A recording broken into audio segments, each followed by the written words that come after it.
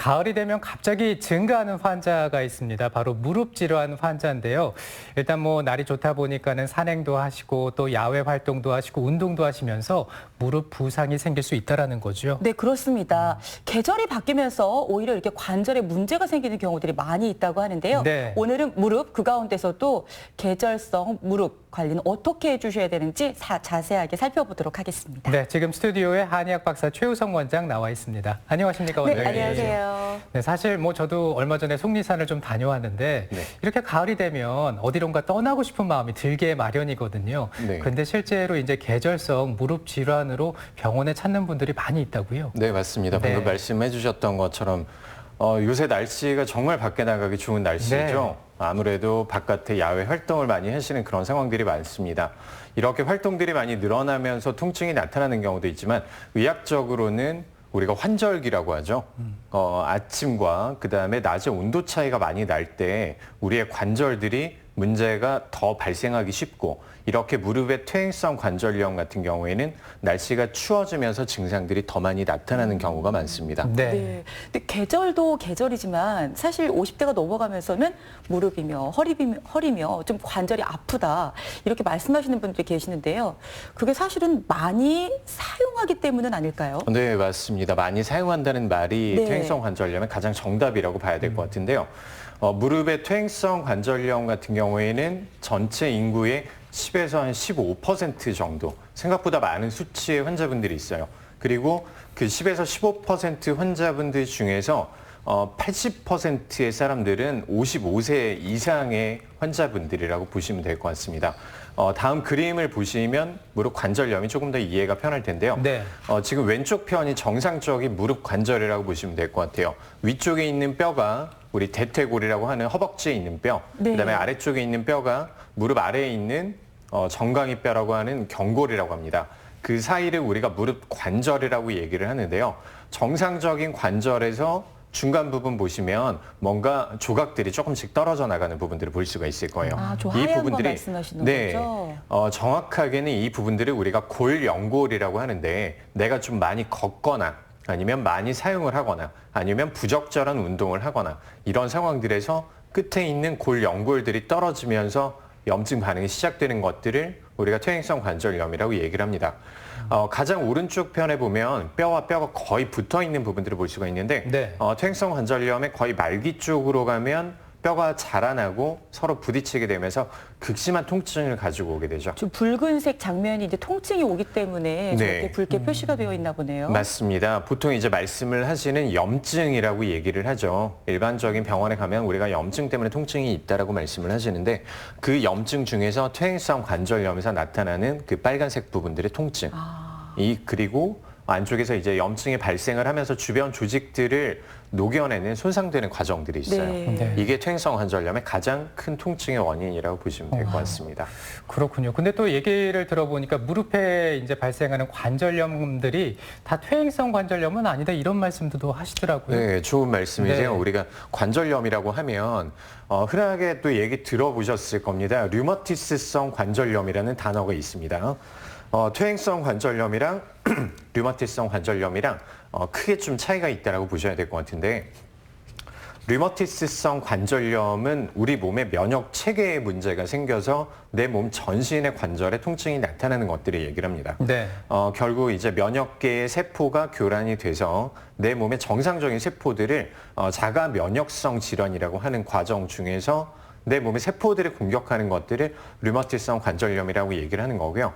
대표적으로 젊은 여성분들한테 많이 생기게 되고 무릎이 아프다고 해도 양쪽이 거의 비슷하게 아픈 경우들이 많아요. 네. 퇴행성 관절염 같은 경우에는 오히려 체중을 부하하는 한쪽에만 나타나는 경우가 많고 그리고 그 한쪽에 나타났던 부분들이 통증이 생기니까 내가 반대쪽으로 무릎 관절을 또 이동을 해서 사용을 하겠죠. 그렇게 되면 반대쪽이 다시 아팠다가 다시 또 오른쪽이 아팠다가 왼쪽이 아팠다가 이런 식으로 한쪽씩 번갈아 가면서 돌아가면서 아프다는 특징이 있습니다. 네. 준비한 영상을 보시면서 다시 한번 설명을 좀 드리고자 하는데요.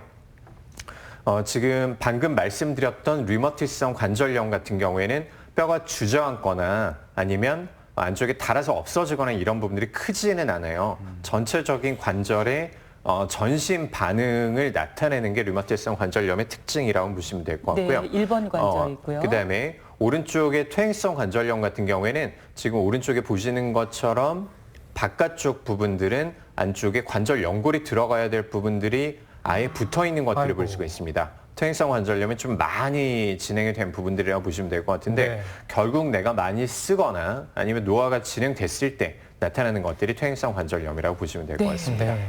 네, 저도 저희 어머니가 무릎이 조금 아프시거든요. 그래서 아프다고 할 때마다 병원에 가면 되지 않느냐라고 얘기를 하는데 잘 안 가세요. 네. 이렇게 병원에 안 가다가 좀 치료 시기를 놓친 분들도 많다라고 들었거든요. 네, 맞습니다. 퇴행성 관절염 같은 경우에는 아까 우리 말씀해 주셨던 것처럼 너무 흔한 증상들이기 때문에 이 나이가 되면 무릎이 조금씩은 아프지 않나라고 다들 생각을 하시는 경우가 태반이죠. 그리고 어머님들의 특징이 뭘까요? 또 통증을 잘 견딘다. 통증은 참는 게 미덕이다. 라고 생각을 하시는 경향들이 많기 때문에 기본적으로 퇴행성 관절염이 아까 처음에 그림 보여드렸던 것처럼 약간의 골 연골이 뜯어져 나오는 그 시점에서는 내 몸이 충분히 다시 회복을 할 수가 있어요. 가역적인 단계라고 볼 수가 있는데 아까 가장 오른쪽 편에 뼈가 붙어 있는 단계를 보셨을 거예요. 이렇게 되면 비가역적인 단계로 넘어가기 때문에 이때는 뼈의 변형을 초래를 하게 됩니다. 네. 그리고 안쪽에 있는 관절 연골, 우리가 흔하게 무릎 연골이라고 얘기하는 반월상 연골이라고 하는데 이 부분들의 손실을 초발을 하기 때문에 이때가 되면 우리가 더 이상 치료가 쉽지가 않게 되는 거죠. 그래서 호미로 막을 수 있는 부분들을 이제 가래로 막아야 되는 그런 시점이 되는 거니까 빠른 처치가 가장 퇴행성 관절염의 중요한 부분이라고 보셔야 될 것 같아요. 그렇다면 이제 그 증상이 어떨지 알아보겠습니다. 네. 사실 뭐 증상이 생기면 일단 통증이 가장 먼저 느껴질 텐데 여러 가지 이렇게 좀 다양하게 표현을 하시더라고요. 네, 맞습니다. 어떻게 나타납니까? 네, 제가 중요한 증상들 5가지를 준비를 해봤는데 하나씩 보면서 설명을 좀 드릴게요. 네. 일단 가장 특징적인 증상이 우리가 걸을 때 또는 뭐 어떤 활동을 할 때 무릎 쪽에 관절에서 부딪히는 소리가 나거나 아니면 아프다라는 부분들이겠죠. 이 부분들이 퇴행성 관절염의 가장 주된 증상이라고 보셔야 될 것 같습니다. 그다음에 약간 더 특징적인 증상들이 우리가 걸어서 올라가거나 아니면 뭐 평지를 걸을 때는 크게 문제가 없는데 걷거나 계단을 내려갈 때 무릎이 무겁고 어긋난 것 같다라는 표현들을 합니다. 네. 그리고 환자분들에 따라서는 무릎이 어긋나는 것 같다 또는 삐끗삐끗하는 것 같다 이런 식으로 말씀을 해주시는 경우도 많고요. 세 번째는 보통 아까 퇴행성 관절염은 내가 무게가 실리는 쪽이 더 많이 아프다라고 말씀을 네. 드렸어요. 내가 어떤 쪽으로 하중을 줬을 때 우리 몸무게가 쏠리는 쪽의 관절이 조금 더 통증이 심하다면 퇴행성 관절염을 또 생각을 해봐야 되겠죠. 그 다음으로는 우리가 많이 움직일 때 무릎에 붓고 열이 나는 증상들이 있는데 내가 급성으로 무릎에 뭐 인대나 아니면 관절 연골을 다쳤을 때는 바로 붓거나 아니면 낮에 붓는 그런 성향들이 있는데 내가 뭔가 활동을 하고 나서 밤이 돼서 잠을 자려고 할 때 그때 많이 붓거나 밤에 자다가 열 때문에 깨게 된다. 이런 증상들이 퇴행성 관절염에서 나타나는 부종의 특징이라고 보시면 될 것 같아요. 마지막으로는 앉았다가 일어설 때 무릎이 뻑뻑하고 굽혔다 펴는 것들이 한번 걸리는 느낌들이 날 때가 있을 거예요. 우리가 의학적으로는 락킹이라는 이제 잠김 현상이라는 단어를 쓰는데 우리가 굽혔다가 펴려고 할 때 뭐 흔하게 우리가 바닥에 앉았다가 일어서려고 할 때 한 번에 무릎이 펴지지 않고 뜨끔하는 증상들이 있어서 다시 또 주저앉는 그런 성향들이 있습니다. 네. 방금 말씀드렸던 이런 5가지 증상 중에 3가지 이상의 증상들을 가지고 있다면 퇴행성 관절염을 강력하게 의심을 해볼 수 있습니다. 네. 네. 지금 어떻게 다들 무릎은 다 괜찮으신 거죠? 네. 네, 그쵸, 괜찮죠? 근데 이제 어르신들 같은 경우는 정말 무릎이 아프다 네. 이런 표현들을 많이 쓰시고 우리 어머니 같은 경우도 보면은 무릎이 이렇게 부어 있고 열이 맞아요. 나고 지금 네. 화면을 보면서 이래서 그랬구나라는 생각을 해보았습니다. 자, 우리는 지금 한의학적으로 이 무릎 관절염에 대해서 좀 네. 살펴보고 있는데요. 무릎 관절염이라는 게 꼭 퇴행성만 있는 것이 아니고 그리고 이 관절염을 무릎의 문제로만 보지 않는다고 또 하던데 네, 이게 무슨 맞습니다. 말인가요? 한의학에서는 이제 여러 가지의 퇴행성 네. 관절염의 증상들을 표현하는 방법들이 있습니다. 첫 번째로 학슬풍이라는 단어가 있는데 아까 우리 말씀해 주셨던 것처럼 네. 학의 다리 같다는 표현이 있는데 학의 다리가 어떨까요? 일자로 쭉 곧게 있는데 되게 두툼하게 무릎 있는 부분들만 관절이 그렇게 부어 있는 것들 네. TV에서 보신 적이 있을 거예요. 이런 식으로 학실풍이라는 것들은 퇴행성 관절염의 증상들이 어느 정도 진행이 된 상태에서 무릎에 뼈가 자라나 있는 상태들. 어머님들 보통 말씀들을 많이 하세요. 내가 나이가 들어가면서 손가락 관절이 되게 두꺼워지는 것 같아. 아니면 무릎이 두꺼워지는 것 같아라는 표현들을 말씀을 해주시는데 퇴행성 관절염이 어느 정도 진행을 하고 나면 뼈와 뼈가 서로 부딪히는 관계들이 옆에 있는 뼈에 증식을 유발을 하기 때문에 무릎이 볼록하게 부어있는 부분들을 볼 수가 있어요. 네. 두 번째는 비증이라는 단어도 많이 쓰게 되는데 아까 아나운서님 말씀해 주셨던 네. 것처럼 다리 쪽으로 전체적인 저린 느낌을 같이 가지고 오는 경우가 많습니다. 이게 또 허리 쪽이랑 우리가 무릎 쪽이랑 관계가 또 밀접하다고 봐야 되는 이유 중에 하나가 허리 쪽의 통증 때문에 우리 무릎에 과부하가 걸리거나 아니면 무릎 쪽의 문제 때문에 허리 쪽에 과부하가 걸리는 상황들이 되면 그때 신경을 자극하는 부분들이 있어서 다리가 저린 느낌과 무릎의 통증을 같이 가지고 오는 경우도 있습니다. 또 여러 가지 과정들 중에서 역절풍이라는 또 단어를 쓰기도 하는데요. 이때는 활동성의 퇴행성 관절염이 나타나는 시기라고 봐야 될 것 같고 네. 보통 밤에 통증이 너무 심해가지고 우리가 통증 때문에 잠을 깨게 되는 경우들. 아이고 저런. 네, 이런 것들을 얘기를 하게 되기도 하고 마지막으로는 각기병이라는 단어도 쓰기도 하는데 우리가 알고 있는 비타민 B1의 문제들도 각기병의 일종의 증상들이라고 볼 수도 있겠지만 누르면 피부가 안 나오는 네, 걸 맞습니다. 질병이라고 하죠. 다리 쪽이 네. 우리가 땡땡하게 부었어요라는 표현들을 많이 하시는데 무릎 관절염에서도 이런 각기의 증상들이 같이 나타나게 됩니다. 이렇게 총 한 4가지의 증상들로 여러 가지의 증상들이 다 가지고 온다고 볼 수가 있겠습니다. 그리고 무릎에 이 무리가 되는 자세들도 있다고 하는데 어떤 자세들이 좀 무릎에 무리를 주는 건가요? 네, 제가 환자분들한테 말씀드리는 증상들이 또 3가지가 있습니다. 네. 꼭 하지 마세요라고 말씀드리는 부분들이 첫 번째가 우리가 무릎을 꿇고 뭔가 하는 행위들, 두 번째가 쪼그리고 앉는 행위들, 세 번째가 가능하다면 양반다리를 하지 마세요라고 이렇게 3가지를 말씀을 드려요. 시청자분들도 이 부분들을 꼭 기억을 해주셨으면 하는 게 무릎을 꿇고 우리가 방을 닦거나 아니면 어떤 집안일을 하시거나 이런 것들을 할 때는 무릎 앞쪽에 있는 뼈랑 그리고 무릎 관절 쪽에 비정상적인 우리가 로딩을 주는 행위이기 때문에 직접적인 손상을 유발을 하게 되는 거예요.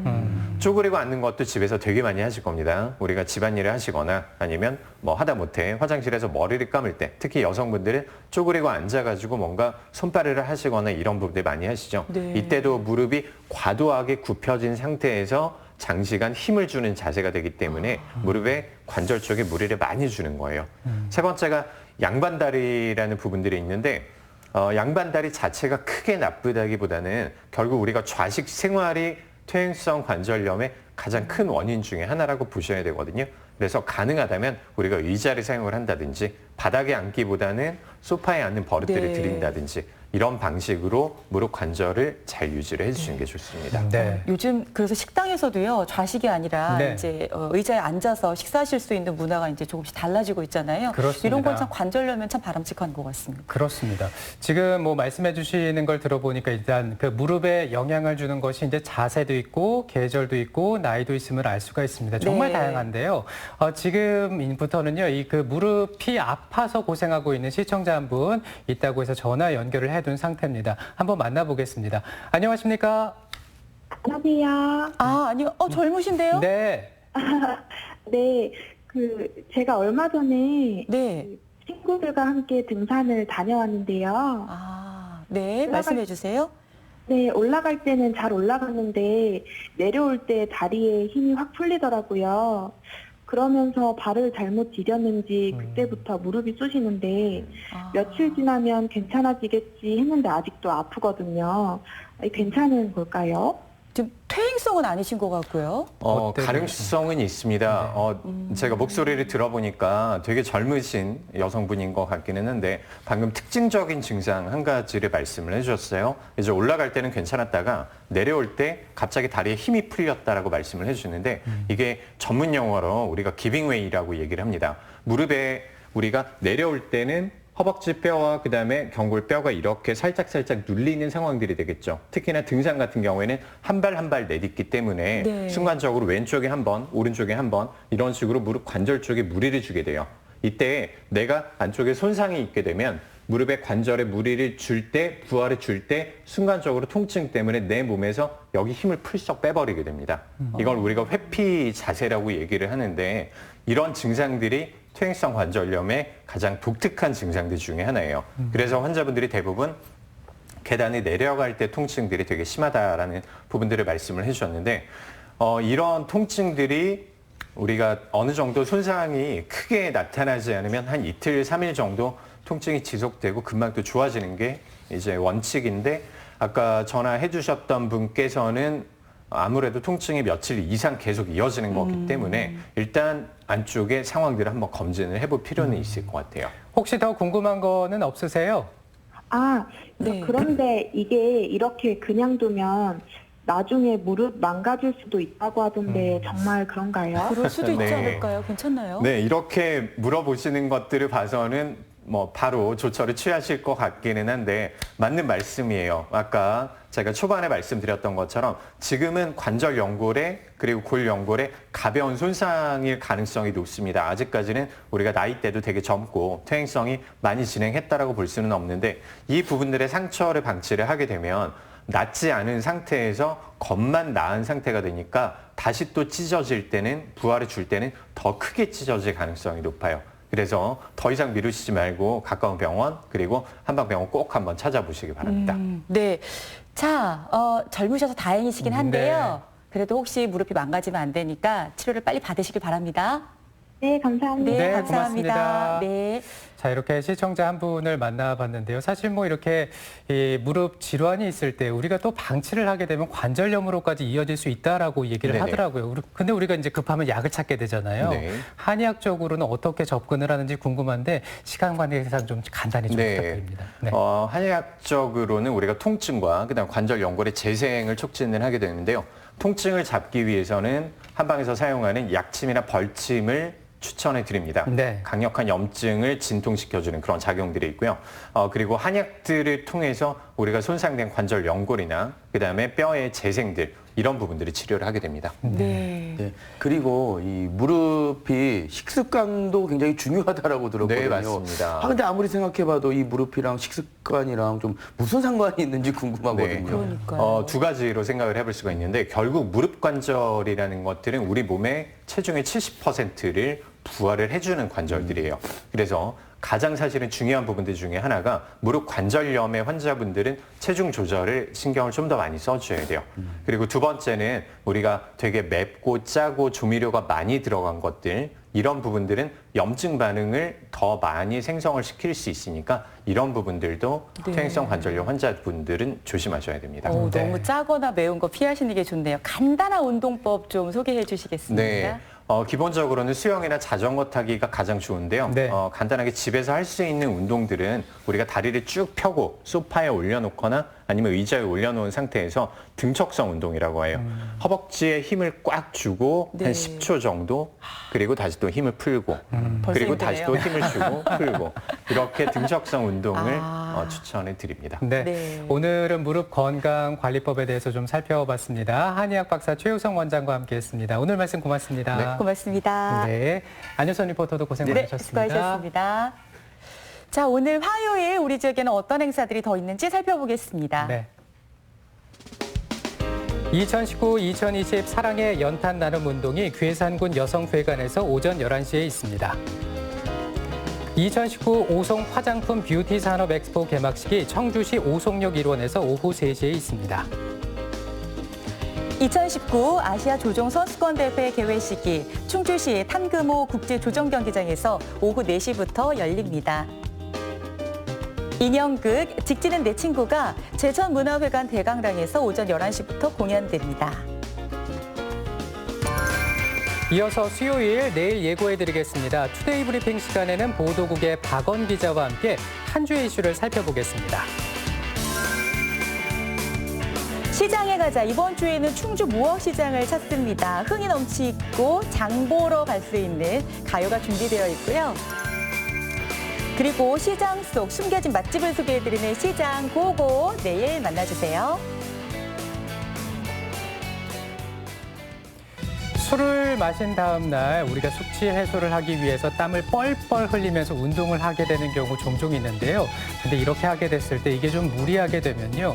이 근육과 간에 좋지 않은 영향을 줄 수 있다고 하네요. 네, 알코올과 단백질을 한꺼번에 분해시키며 간에 오히려 무리가 간다고 합니다. 네. 예를 들면 알코올도 수분을 좀 이뇨작용이 있기 때문에 수분을 뺏어가고요. 또 그리고 운동을 열심히 하다 보면 탈수가 일기 때문에요. 이렇게 숙취가 있는데 운동을 너무 열심히 한다. 그러면 탈수 작용이 일어나서 간에 무리를 준다고 하네요. 네, 오늘도 건강하고 행복하게 보내시기 바랍니다. 저희는 내일 이 시간에 또 인사드리겠습니다. 함께해 주셔서 고맙습니다. 고맙습니다.